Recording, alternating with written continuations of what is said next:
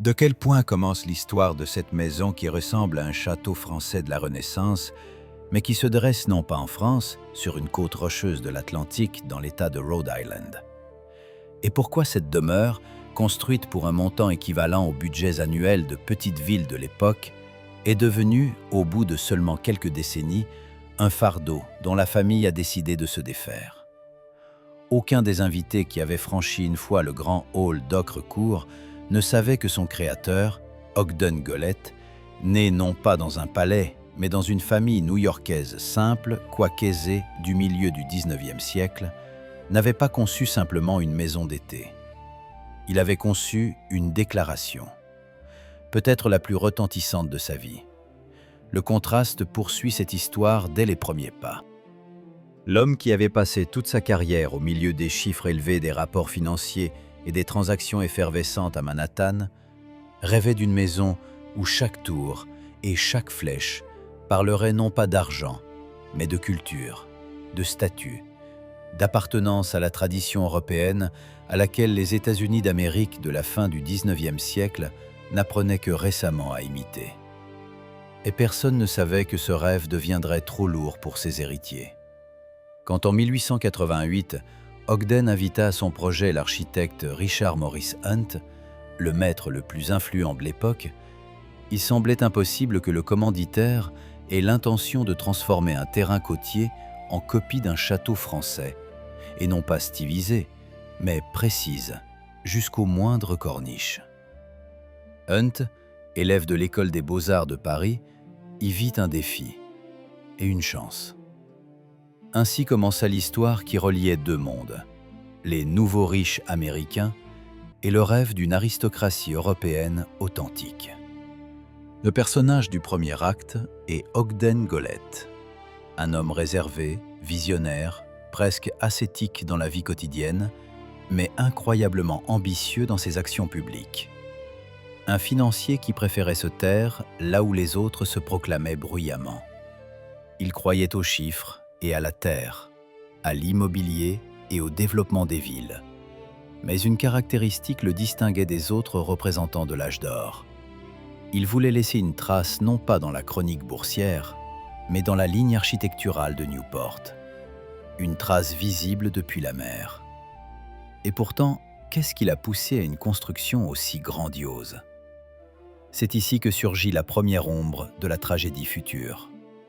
Gollett construisait la maison non pas pour lui seul, mais pour la famille, et pour ce qu'il considérait comme un héritage. Et cet héritage deviendra impossible à préserver un demi-siècle plus tard. Mais le spectateur l'ignore encore, il ne voit que le début. Les blocs de pierre calcaire de Caen arrivent sur la côte. La charpente d'acier, cachée sous le revêtement, s'élève au-dessus de l'océan. Les habitants locaux observent comment un milliardaire américain fait pousser la Renaissance française sur les rochers de Newport. Pour comprendre pourquoi Ogden Gollett voyait ce que les autres millionnaires de son époque ne remarquaient pas, il faut revenir à ses racines. La famille Gollett avait formé sa fortune dès la première moitié du 19e siècle grâce à l'immobilier à Manhattan. Ce n'étaient pas des héritiers d'aristocratie, mais des investisseurs pratiques dont la richesse avait grandi non pas de la mondanité, mais du calcul. Ils achetaient de la terre quand les autres achetaient de l'or. Et cette philosophie, calme, rationnelle, presque sans émotion, formait le monde d'Ogden dès l'enfance. Il voyait comment se crée une puissance capitalistique qui se construit non sur l'éclat, mais sur la possession de l'espace et du temps. Mais c'est précisément cette philosophie qui engendrait un conflit intérieur. À une époque où les nouveaux riches américains cherchaient à prouver leur culture à l'Europe, Gollett se sentait à la fois partie de cette vague et son critique. Il était ambitieux, mais non vaniteux. Il aspirait à la reconnaissance, mais évitait les scandales. Il investissait des millions, mais menait lui-même une vie éloignée du clinquant. Sa stratégie pour surmonter les obstacles était toujours rationnelle. Conserver la terre, investir dans l'indestructible, choisir la stabilité là où les autres se lançaient dans le risque. En 1886, Quand il commença à songer à une maison d'été à Newport, son influence dans les cercles financiers était déjà immense. Mais Gueulet voyait le monde autrement que la plupart des entrepreneurs de son milieu. Pour eux, Newport était une scène. Pour lui, un laboratoire de formation culturelle. Et cela devint la première révélation inattendue. Il ne construisait pas simplement une villa. Il construisait une thèse architecturale selon laquelle la richesse américaine pouvait posséder le même poids esthétique que les dynasties européennes. Le conflit social était évident. Les vieilles familles new-yorkaises, celles dont l'origine remontait au XVIIIe siècle, regardaient les nouveaux riches avec une froide arrogance. Gueulet appartenait à ceux qui suscitaient à la fois de l'inquiétude et de l'envie. La fortune de leur lignée était nouvelle, mais dangereusement croissante, et cela bouleversait l'ordre social habituel. Il savait que sa famille ne serait pas acceptée dans la vieille élite rien qu'en vertu du capital. Il lui fallait un symbole. Et ce symbole devait être la maison. Et pourtant, Gueulet lui-même était intérieurement contradictoire. Dans les lettres mentionnées comme témoignages de l'époque, il est caractérisé par ses contemporains comme un homme fermé, mais étonnamment subtil en matière d'esthétique. Un promoteur calculateur qui pouvait discourir sur la sculpture de pierre des châteaux français avec autant de détails que sur les cotations boursières. Il voulait donner à son nom une dimension culturelle. Et pourtant, il restait lui-même une ombre. Un homme qui apparaissait rarement en public, mais créait des projets qui résonnaient plus fort que lui-même. À la fin des années 1880 du XIXe siècle, il prend une décision qui changera non seulement sa vie, mais aussi la silhouette de tout le littoral de Newport. Il invite Richard Morris Hunt, cet architecte même qui construira plus tard The Breakers pour les Vanderbilt. Le choix de Hunt n'est pas du luxe, c'est une philosophie. Hunt était un Américain élevé par l'Europe, un homme qui comprenait le langage des châteaux de la Loire, non pas comme une stylisation, mais comme un système culturel. Et ici, deux visions du monde, celle d'un investisseur pragmatique et celle d'un architecte esthétiquement éduqué, se heurtèrent et se fondirent. Cette union apportera au monde Ocrecourt. Gueulet aspirait non pas à démontrer sa richesse, mais à créer une légitimité culturelle.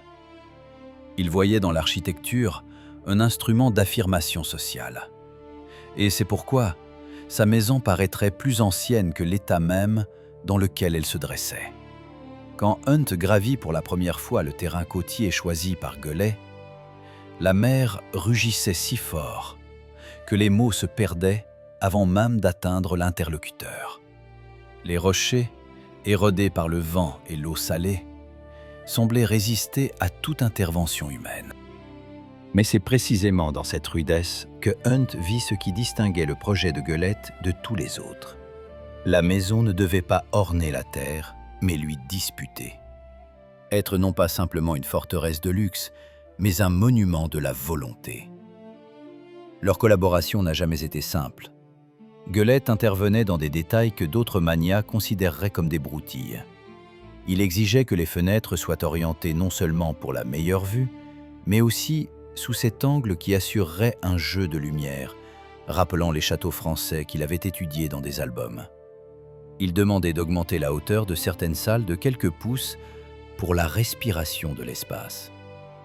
À première vue, cela pouvait sembler capricieux. Mais Hunt comprit assez vite. Le client n'agissait pas impulsivement. Il poursuivait une image qui n'existait que dans sa tête. Une image multicouche, composée de souvenirs, d'ambitions et peut-être d'un sentiment d'appartenance incomplète à ce monde auquel il aspirait.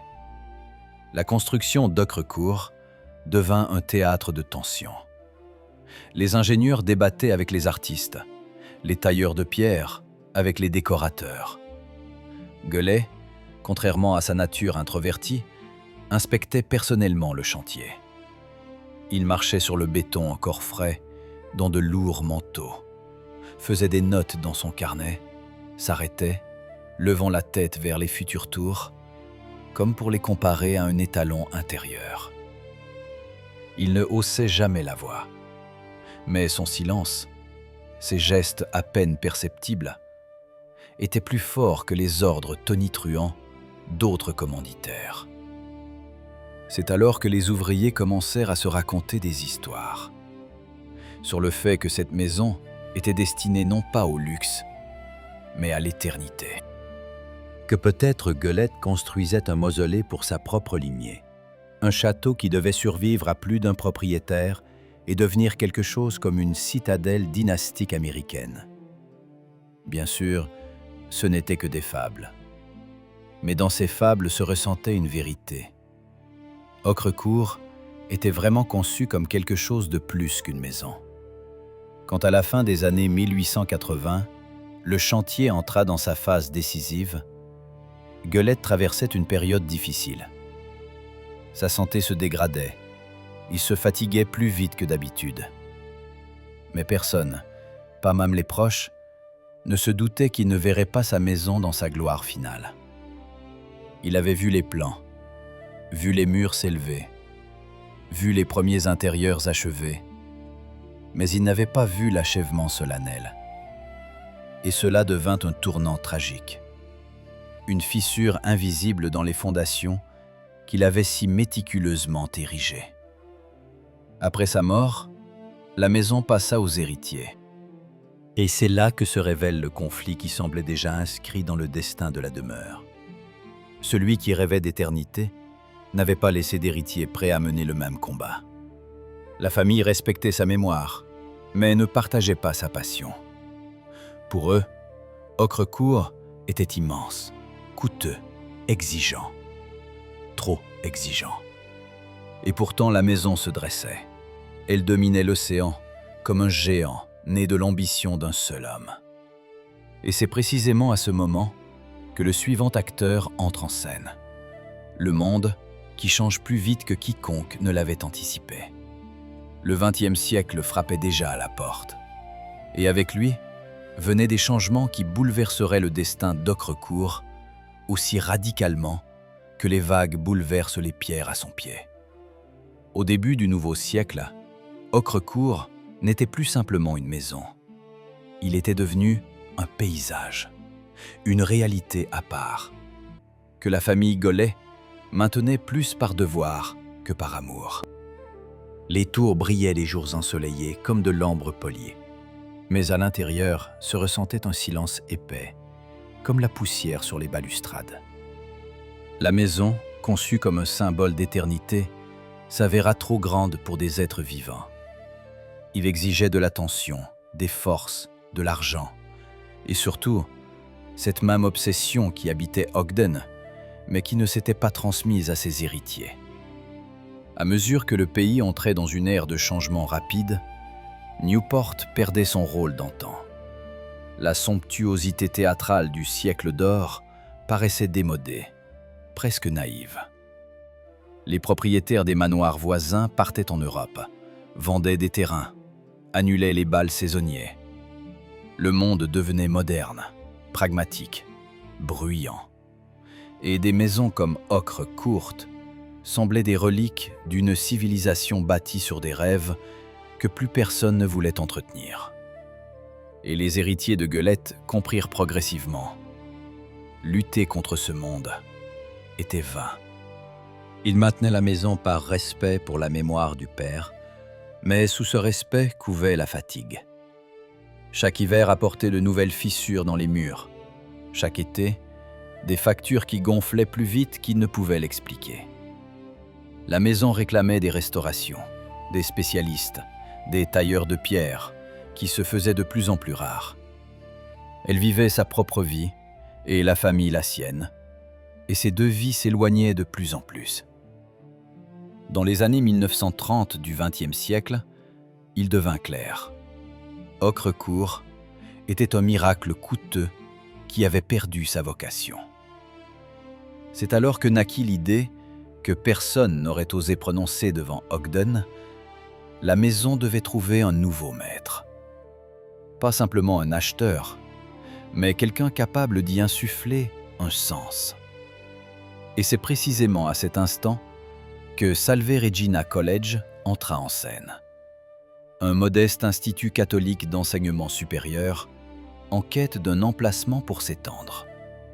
La décision fut lourde, presque douloureuse. Vendre la maison signifiait admettre le rêve d'Ogden était trop grand pour la famille, mais peut-être pas trop grand pour le monde. En transmettant Ocrecourt au collège, les héritiers semblaient rendre à la maison son droit à un avenir. La maison cessait d'être un monument d'ambition privée pour devenir partie d'une culture vivante, celle même qu'Ogden avait tant aspiré à toucher. Et c'est là le paradoxe. Ce n'est qu'en perdant la maison que la famille la sauva. Quand les portes d'Ocrecourt s'ouvrirent pour la première fois aux étudiants et aux professeurs de Salve Regina College, la maison sembla soupirer après un long engourdissement. Les couloirs, où avaient marché pendant des décennies domestiques et rares invités de la famille, se remplirent d'un autre son. Pas voix, rire, froissement de livres. Le vent atlantique, qui s'infiltrait toujours par les fissures des vieux battants, ne semblait plus étranger pour la première fois. Il se mêlait à la vie, au lieu de l'étouffer. La transformation ne fut ni rapide, ni simple. Le collège reçut en héritage non pas simplement un édifice majestueux, mais une responsabilité titanesque. Chaque tour, chaque arche, chaque détail capricieux de la sculpture française réclamait des soins. Et pourtant, le nouveau propriétaire avait ce qui manquait aux Golais. Non pas un attachement personnel, mais un objectif commun. Pour l'institution éducative, la maison devint non pas un caprice, mais une mission. Dans ces murs, on devait désormais apprendre, penser, grandir, débattre, tout ce qui crée la culture dont Ogden rêvait. Les salles où l'on organisait autrefois des bals se transformèrent en salles de cours. La vaste bibliothèque, conçue par Golay comme un lieu de contemplation, se remplit de bureaux de travail. Même l'escalier d'honneur, symbole de pathos aristocratique, devint simplement une partie du trajet des étudiants entre les cours. Mais c'est là que résidait la nouvelle beauté. Ocrecourt cessa d'être une décoration. Il devint un espace où le passé et l'avenir pouvaient coexister sans conflit. Quand le collège entreprit la restauration, les spécialistes découvrirent de nombreux défauts cachés. Le sel pénétrait dans la pierre, le bois de certains planchers était rongé par le temps, la toiture nécessitait une rénovation complète. La vieille maison semblait montrer les cicatrices de son existence séculaire. Mais pour la première fois depuis longtemps, ces cicatrices ne faisaient pas peur. Elles étaient un défi. Et les défis peuvent être relevés. Les professeurs d'histoire de l'architecture guidaient les étudiants à travers les salles, racontant Hunt, l'influence française, l'étrange ambition de la Renaissance américaine. Les musiciens répétaient sous les hautes voûtes, et le son se réfléchissait sur les murs de pierre si purement qu'il semblait que la maison elle-même écoutait. Des lumières tardives s'allumaient aux fenêtres, et Ocrecourt, qui sous les Golais était figé dans un silence muséal, vivait enfin ses soirées, non pas dans la solitude, mais dans le mouvement. Peu à peu, le manoir se transforma en symbole non pas de richesse, mais de résilience. Il prouva que l'architecture peut vivre non seulement grâce aux capitaux, mais aussi grâce aux gens qui y trouvent un sens. Et bien que les héritiers de Golay aient quitté Newport depuis longtemps, le souvenir de son rêve continuait de résonner dans les conférences, les pas des étudiants, l'écho rituel des anciens couloirs. Ainsi, la maison, créée comme une forteresse privée, devint une maison pour tous. Mais toute nouvelle vie, même la plus inspirante, se heurte tôt ou tard à une épreuve. Pour Ocrecourt, cette épreuve fut les années de croissance fulgurante de Salve Regina College. À la mi des années 60, l'administration comprenait. Le magnifique mais capricieux manoir ne faisait pas face à l'afflux d'étudiants.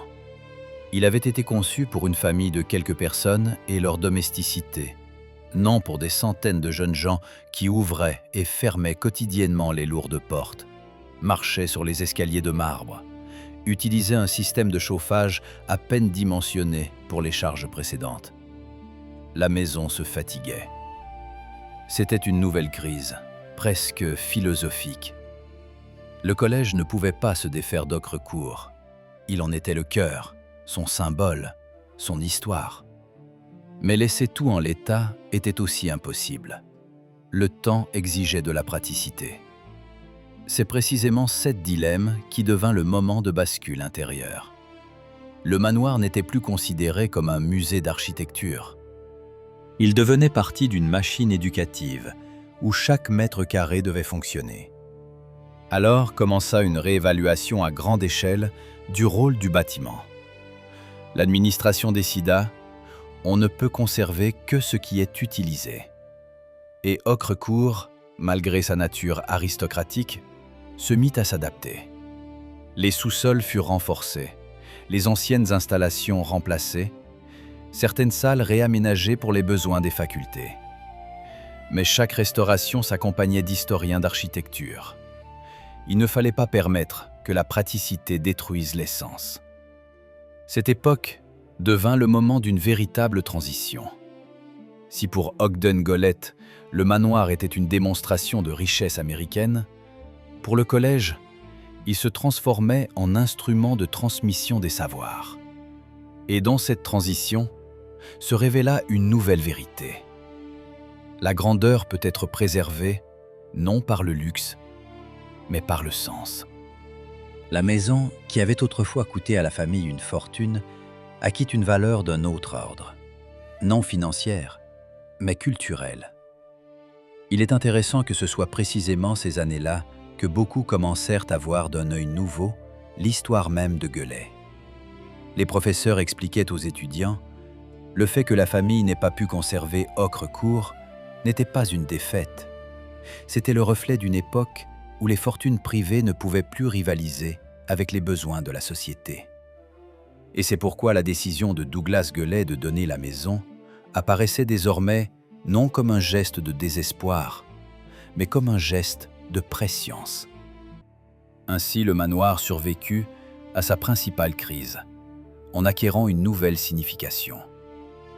Il devint cet exemple rare où l'architecture ne meurt pas en perdant son propriétaire, mais au contraire, s'épanouit, en passant entre les mains de ceux qui y voient non un souvenir de luxe, mais la base de l'avenir. Quand on entre dans Ocrecourt tôt le matin, avant que le campus ne s'éveille, la maison semble presque irréelle. À travers les hauts vitraux, une lumière atlantique froide se pose sur le sol de marbre, et dans ce silence vacillant, il est difficile de croire que le bâtiment servait autrefois non un but public, mais une affirmation personnelle de richesse. Désormais, les pas des étudiants, les échos des conférences et le froissement des pages ont remplacé les soieries des invités des Gollettes. Et pourtant, la maison n'a pas perdu sa dignité. Elle semble s'être résignée à son nouveau rôle, mais sans perdre la grandeur que lui a conférée Richard Morris Hunt. Cette métamorphose est la conclusion la plus inattendue de toute l'histoire. Le manoir, créé comme un symbole démonstratif de pouvoir privé, est devenu porteur d'une idée tout à fait différente. Aujourd'hui, il incarne un héritage qui vit non par la possession, mais par la transmission. Ici se déroulent les cérémonies d'ouverture de l'année scolaire. Ici ont lieu les soutenances de thèse. Ici, sous les plafonds ornés de motifs français, les étudiants font leurs premières découvertes scientifiques. Beaucoup d'entre eux ne connaissent même pas les Gueulet, mais la maison devient partie de leur biographie, discrète mais notable. Et cette reconnaissance est peut-être plus grande que tous les bals et réceptions dont Newport était fier il y a un siècle. Si l'on regarde en arrière le parcours d'Ocrecourt, on y discerne presque une structure littéraire. Comme dans l'histoire de Gatsby, où la somptueuse maison s'avère construite pour un rêve et non pour la vie, De même, dans le destin des Gueulet apparaît un rythme symbolique. Ogden Gueulet a créé un manifeste architectural de l'époque des fortunes américaines. Mais le rêve d'une grandeur immuable s'est heurté à une réalité rude. La maison s'est révélée plus grande que les familles qui l'ont construite. Cependant, contrairement au Gatsby fictif, ici l'histoire ne se termine pas dans le vide. La maison n'a pas sombré dans les abysses du temps. Elle n'a pas sombré dans l'oubli. Elle a changé de sens. Et c'est précisément dans ce changement de sens que réside la principale leçon de l'histoire. Les ambitions passent, les fortunes privées se dissolvent, les dynasties s'oublient. Mais l'architecture, l'art et l'éducation survivent à tout cela, si elles tombent entre les mains de ceux qui y voient une ressource et non un luxe. Quand Douglas Gollett transmit Hawkwood au collège en 1939, ce pas semblait contraint. Mais aujourd'hui, il se lit comme une prescience. Un rare exemple de la façon dont un héritage privé peut devenir un bien public, sans perdre pour autant sa beauté. Il est intéressant d'observer comment deux temps coexistent dans la maison. Dans le grand hall, où résonnait autrefois la musique française, ont lieu désormais les concerts des étudiants.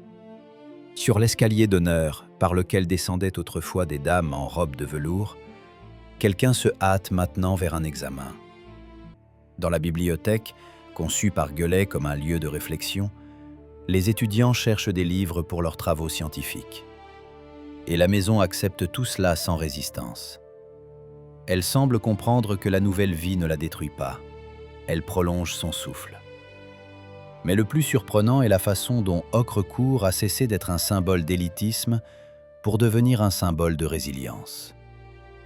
Il a survécu à l'époque des capitaux industriels, survécu aux crises économiques, survécu aux changements de génération et de modèles éducatifs. Il est devenu la preuve que l'héritage n'a pas à être fragile. Il l'est seulement quand il est lié à une seule personne. Mais lorsqu'il est transféré à la société, il devient plus solide. Les historiens n'ont laissé aucune preuve directe que Ogden lui-même rêvait d'une telle fin. Ses lettres et documents ne contiennent pas de phrases prophétiques sur l'avenir de la maison. Mais le fait demeure. Sa création s'est avérée partie de quelque chose de bien plus grand qu'une dynastie. La maison que la famille n'a pas pu retenir pour elle-même, la société l'a préservée pour l'avenir. Ces murs servent désormais non aux ambitions d'une seule génération, mais au chemin de beaucoup. Et c'est là, sans doute, que se manifeste la forme la plus mature de victoire. Une victoire non sur les hommes, ni sur les circonstances, mais sur le temps. Peut-être Hawkwood n'était-il pas un château français oublié que les millionnaires américains ne pouvaient s'offrir. Plutôt, il était une grandeur qui devait trouver le sens approprié. Et il l'a trouvé.